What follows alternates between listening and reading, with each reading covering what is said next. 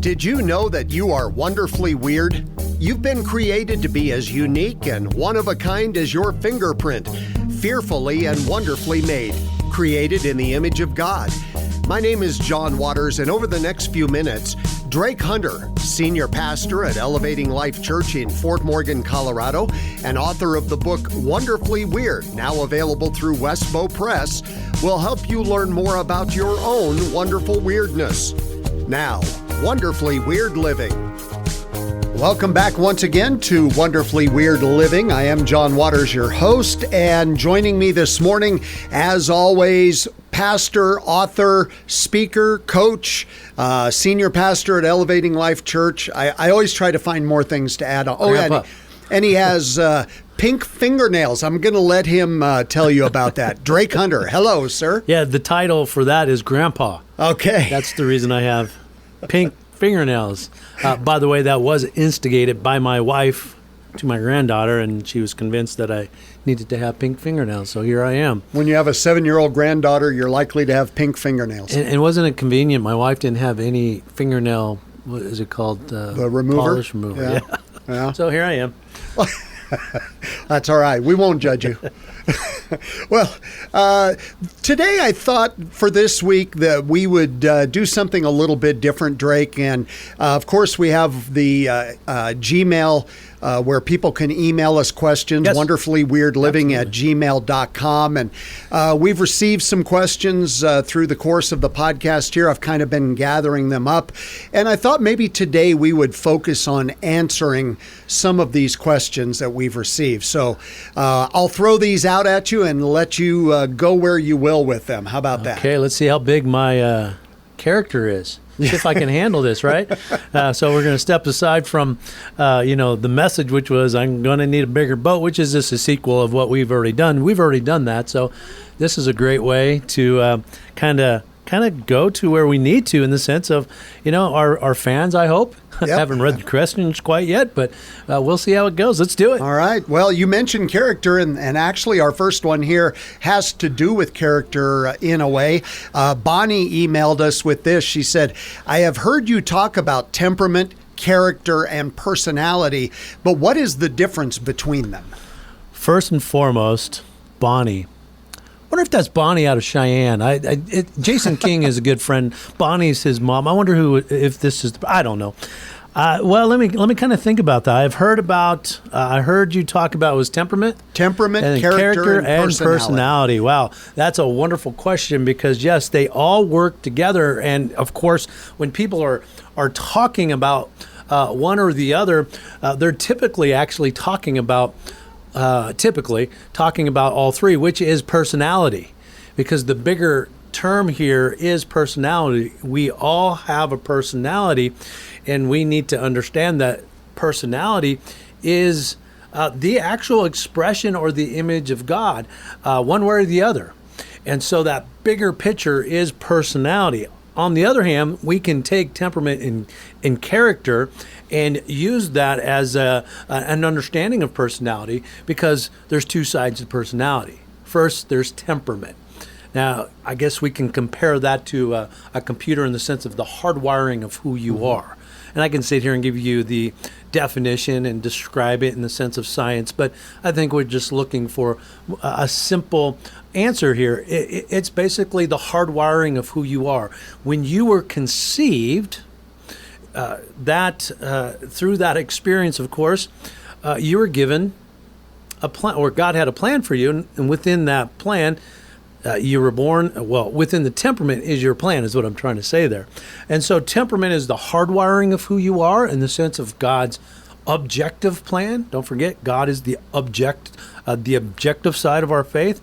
And then character is then, of course, what sits, or can I say the software of your personality. Okay. Love God with all of your mind, heart, we can say soul or relationships there, and also we can say choices as well. And then, of course, all of your being, or your whole body. Love God with all of your heart, mind, soul, and body is the way the Great Commandment put that. And, of course, those four dimensions, if you will, 4D living, is what is dynamic in the sense of who you are in your personality, character. And, of course, character then is developed based on what you've been taught through those relationships that you go through in life, good or bad, and then, of course, your experiences. Now, of course, character then, of course, is then, all right, I've been created in the image of God. That's the hardwiring. That's my purpose in life. I've got to figure out what that is, what that identity is, what that purpose is. But then I'm going to have character. And of course, if we're a Christian, that character only comes from Christ. Mm-hmm. We have to be willing, as I shared on Sunday, you're going to need a bigger boat, referring to character.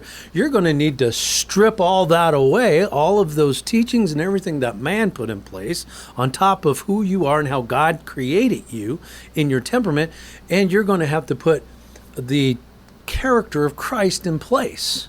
Jesus is the banner, the character of who you are. And of course, we do that through the commands of Christ. So then at that point, we now become born again because we are now infused with God's Spirit. We already have the seed through the temperament.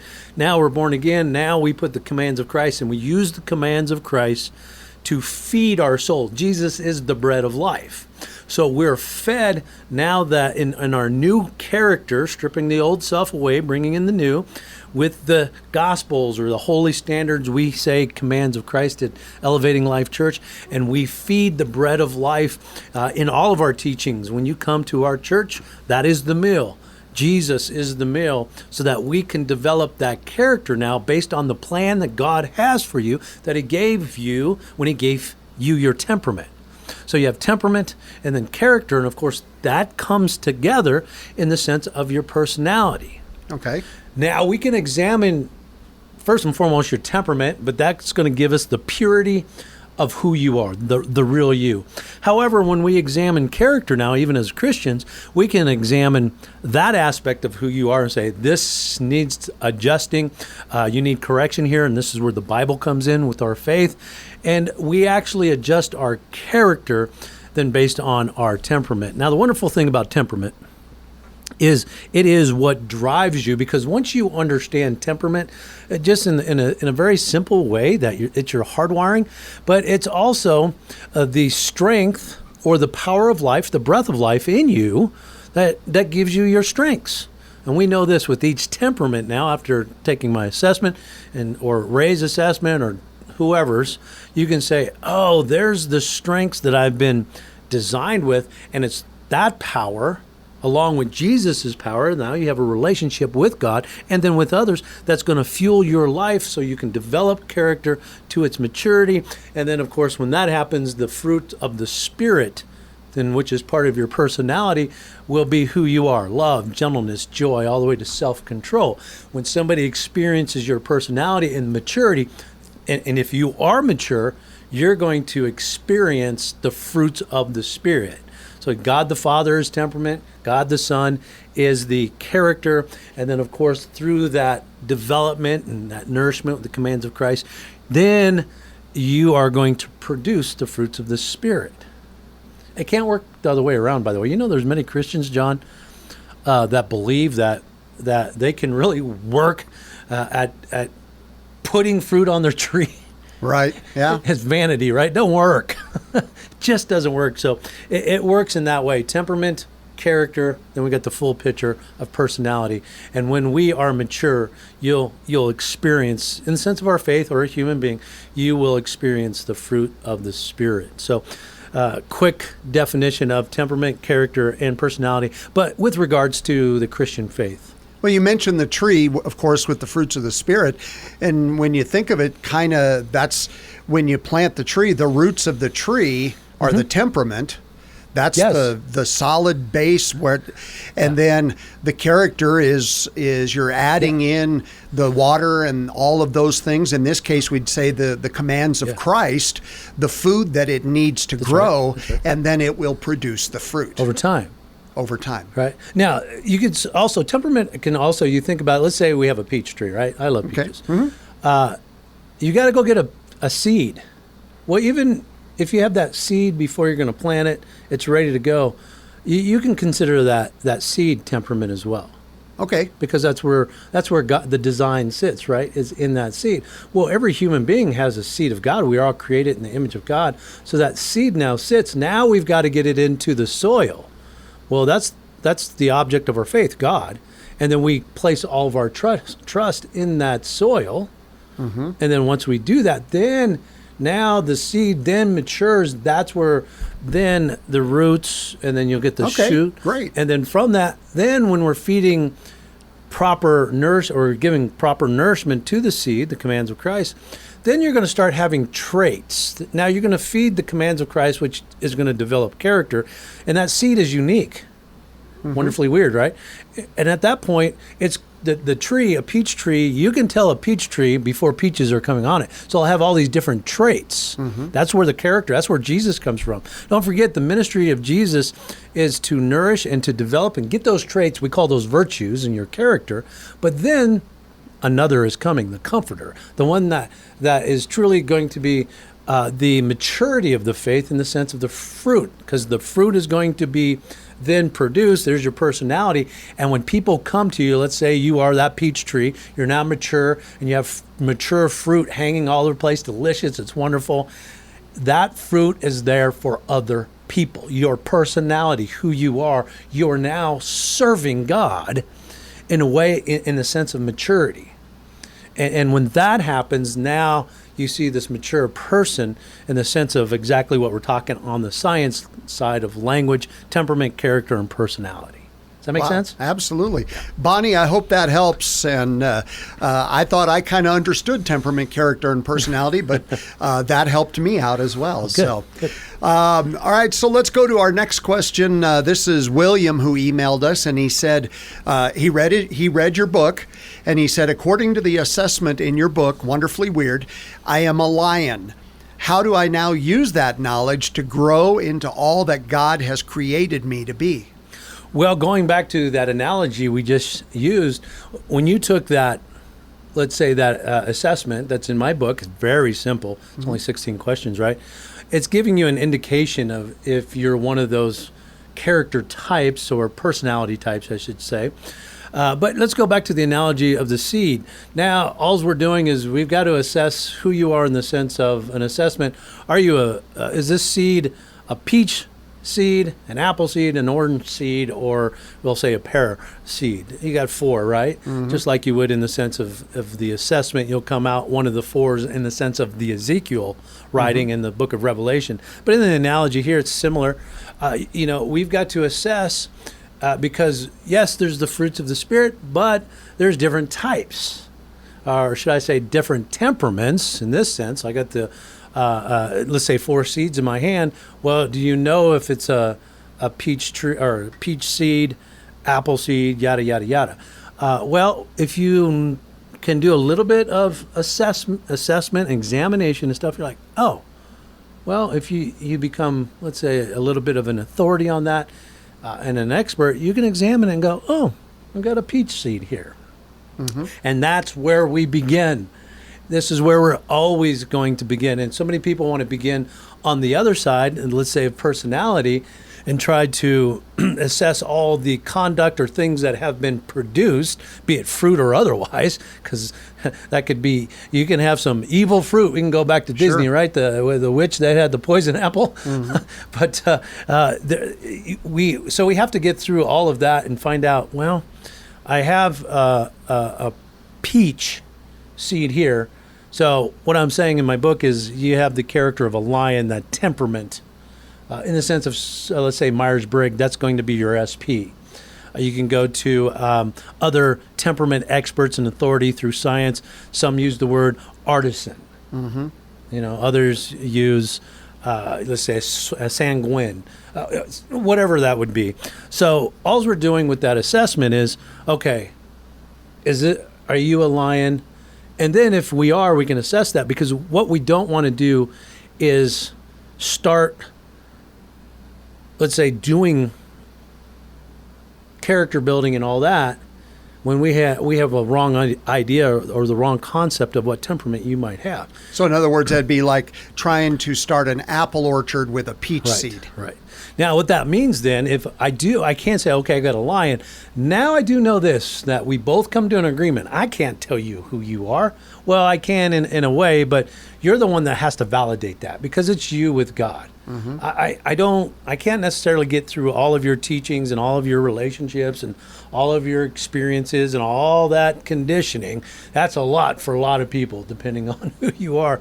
So that's why it's so important that you get involved. You take the assessment, then we get you closer. It's kind of walking into the doctor's office, and you've got to find out some things. You don't know anything, so you take an assessment to get you closer to what that reality or that truth is, and then you can say guilty, lion.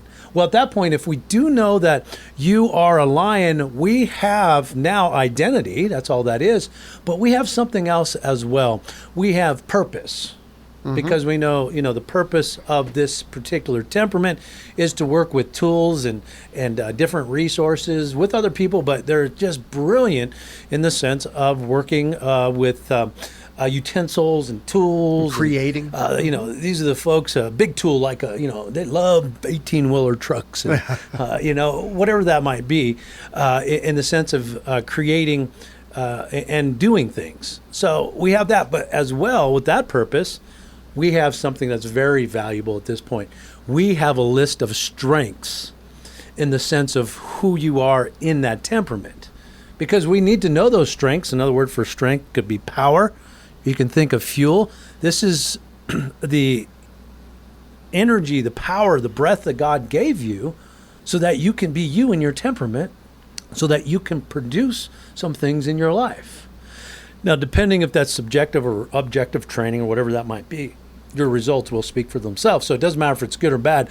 No matter if it's good or bad in the sense of the results, you can still see God in the sense of that temperament, because it's going to be manifested through that goodness or that badness, but you're going to still be able to assess that conduct, behavior, whatever the end results, and bring it back to say, have me a lion. Well, it was completely evil. But at the same time, we have to go all the way back, bring that back and say, the moment you were conceived, God gave you the strength. You were using it. Maybe you're overusing it, improperly using it. You didn't even know you were using it. But it's still, you cannot hide God in anything. God be the glory, both through the good and the bad. And so we now have a list of strengths that then gives us some point of motivation. Because if I know my strengths now through my temperament, so for instance, a lion lives happily in the present moment, right? That's wonderful. You've met people that in the experience, man, they're all in. They'll squeeze every ounce out of it. Yeah. That's part of their temperament. However, there's a lack of discipline, there's too much power, and there's no self-control there. What happens is they never grow because they just go from experience sucking all the joy and fun that they can out of it, but there's no tilt, there's no leaning forward with God, and they just go from an experience to experience. Before they know it, they get in some pretty bad habits through some of those pleasurable experiences or some of those things that were fun, and all of a sudden now they're an addict or whatever that might be. Don't want to go down there, but you can see temperament in any experience or situation with the individual. Another, just to share a couple of strengths, they're brave, bold, and daring. Mm-hmm.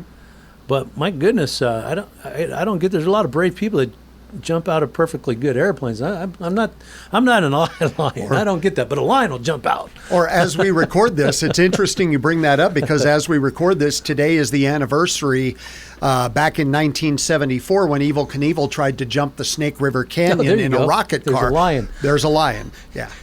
Now, brave and stupidity. Listen. I'm not here to judge, but at the same time, Evel Knievel, perfect example of a lion, brave, bold, and daring. But again, what's the reason behind that as well? Well, if you call yourself a Christian, we're with God and others, and that is for the betterment of all.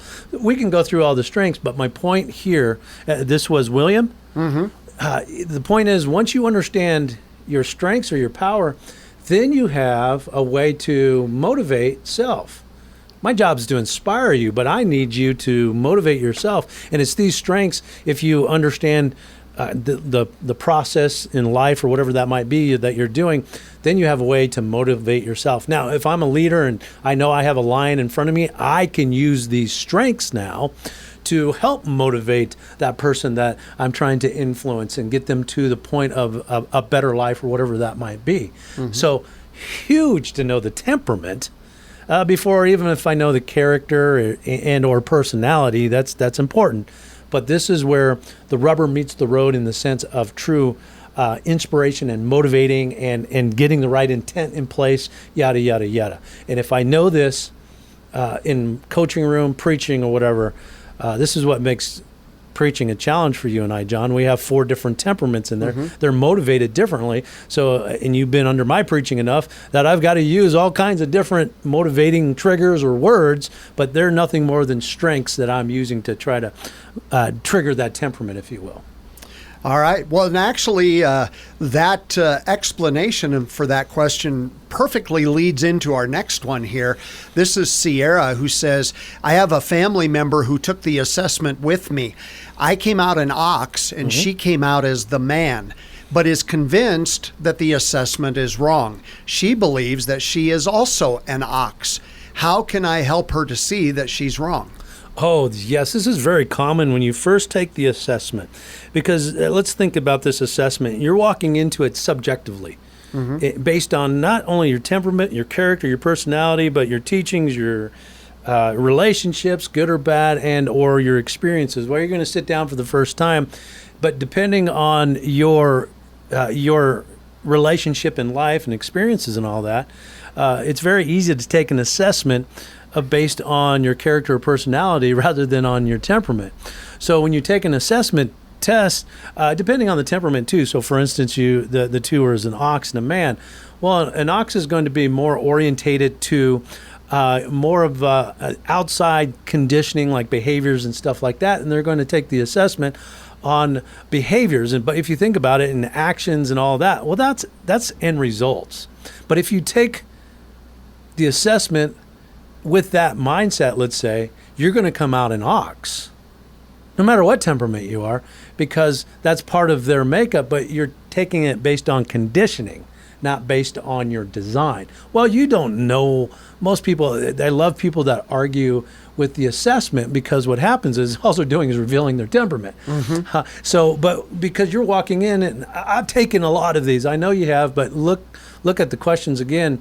There's a reason that certain questions, there's 100 plus questions.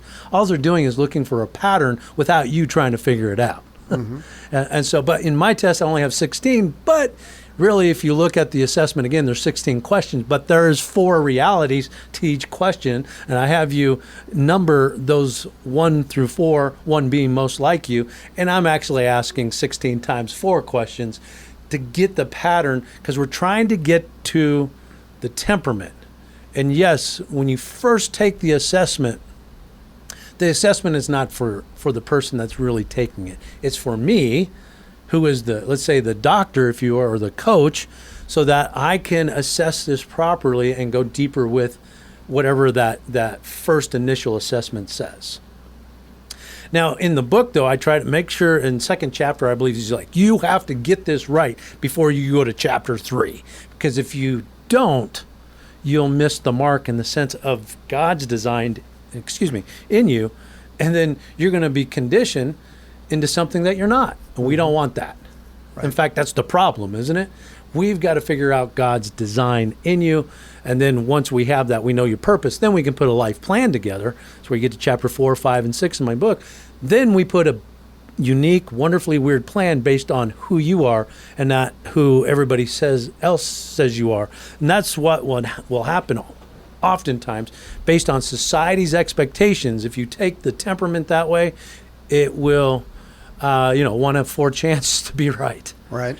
So you have to be so pure in that assessment so you can't. So that's the reason it does happen, is because of our conditioning. And the older you are, the more interesting that gets, because we have more relationships, experiences, we've been taught more through a broader system, if you will, and you can be so conditioned in the heart, because that's what we're getting at, without even realizing it. And that's quenching the Holy Spirit in the Bible.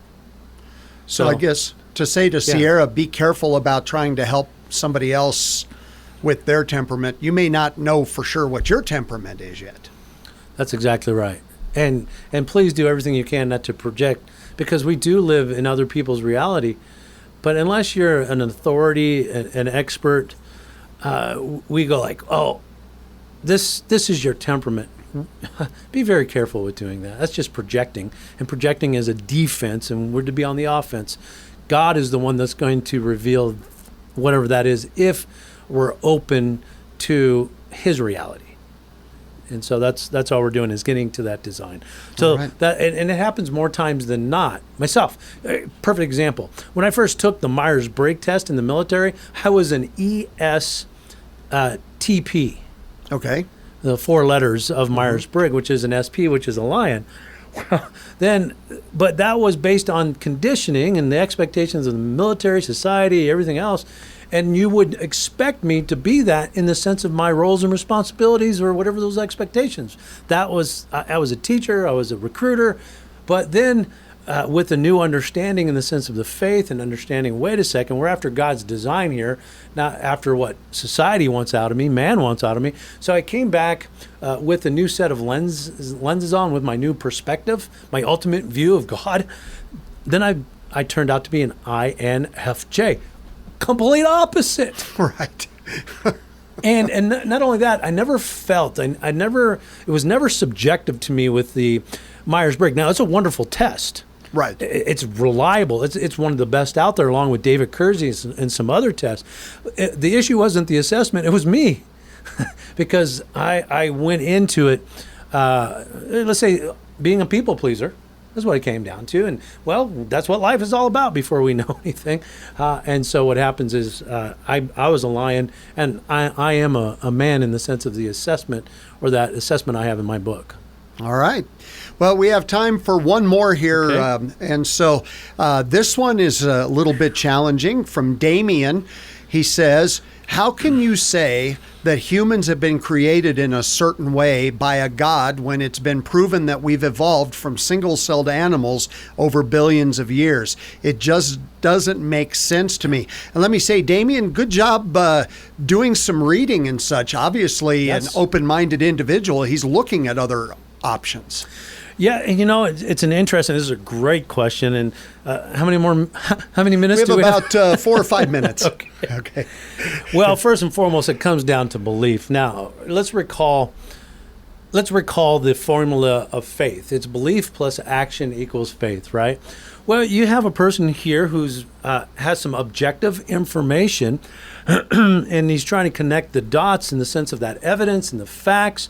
But even when we put it all together, and we could even put all the research together, it still comes down to one thing. It comes down to a theory, which is a faith in itself. You're putting action towards your belief, and you're going to put energy and time. Nothing wrong with that. But let me say this: what is going to prove that theory different than, let's say, we can say the God theory, because we can say God, who is direction and breath, or we can say spirit. Well, we can also use that argument that God is just a theory. Well, the way I break it down in the sense of now using both belief and action, well, I believe there is a God. Well, first and foremost, why is that? Well, John, I believe there is a God because you got to start with something. The challenge I have with evolution, even in its greatest research, it's the beginning point. You start with nothing. So if you just had a blank slate and you wanted some type of faith system out there, it could be evolution, atheism, whatever, or God, well, the one thing that continues to draw me to the Christian faith or the God faith is that you start with something. And the funny part is you look at evolution and that theory, Big Bang theory and all that, and they start with nothing. So you've been in a lot of my teaching. I have this bit. I do a little bit of comedy, and I said, in the beginning, they said in the evolution theory, in the beginning there was nothing. Okay, think about that. And then for some reason, all of this nothingness gathered itself.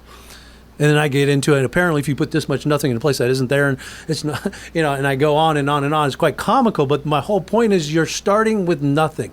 Well, in math class, in a very objective class, 0 times anything. It's still 0. Yeah, nothing times anything. So it doesn't make sense in the sense of science, because if you start with nothing and then all of a sudden it appears, you have nothing. So in life, if that's going to be your faith, if that's going to be your system, make sure you understand the very beginning, because nothing times nothing or anything is always nothing. So, and if you don't believe that, look at the results now. Nothing in that faith system equals life doesn't mean anything. We just exist, then we die. In fact, I've heard people say this in their faith system, even as evolutionists, or even in these different theories, atheism and all that. In fact, a close family member of mine believes this. Life is this. You're born, you live, you die, you become worm food, they say. The birds eat the worm, that's you, and then it gets through the system of the bird, basically poops you out, and that's you. I've been told that in the sense of, I can't figure it out, but I can make the life the best thing. It doesn't make any sense. So when it comes down to it, with this question here, you've got to get back to the beginning. In the beginning was God. I have something. And then, of course, in the beginning, there was direction, there was life or breath. Mm-hmm. And that's somewhere I can start with, no matter what the details are. I'm not here to be right. I'm here to live right. And when we start there, and then we become objective. God is the object of our faith, yes? Right. So I got to be open-minded and go after that with an open mind. And then in my small sight of that, I take it in. I receive now an aspect of God, Jesus, character, into my temperament, how I've been designed. And then I stay open-minded, I learn discernment, and I learn. And the more I learn, the greater I become in the sense of my maturity and in life. And then I have a purpose, I have a reason. I'm not that worm food. I'm now, I have purpose. Mm-hmm. So something or nothing, Damien, in the sense of that thought, go back and really think about it, because you're going to have to be born again in the sense of your perspective, as Jesus spoke to Nicodemus, where you've got to get outside of yourself, let God inject you with his power, because you have the seed of who God is in you, temperament. Allow that to impregnate you, and then go after God and see if that doesn't work. And the results speak for themselves. I don't need a PhD. I don't need to go to school. The results speak for themselves, or fruit. And then your life becomes meaningful. Wow. Damien, I hope that helps, and anyone else out there that is struggling with that as well. Well, we had some more questions, but we've just flat run out of time. So we'll do this again sometime soon and answer some more questions from listeners. So, Drake, I appreciate your time, and welcome to winter in Colorado, by the way. It was summer yesterday. It's winter today. We had fall about 5 o'clock yesterday. Yeah, it was nice. Yeah. Lasted for 10 minutes. Anyway, we will be back next week with another episode of Wonderfully Weird Living. For pastor and author Drake Hunter, I'm John Waters. Have a great week, everyone. Thank you for joining us this week on Wonderfully Weird Living. Get your own copy of Drake's book, Wonderfully Weird, by logging on to www.wonderfullyweirdliving.com. Also, let us know if you have any questions or comments via our email address, wonderfullyweirdliving@gmail.com. For author and pastor Drake Hunter, I'm John Waters. We'll see you next time.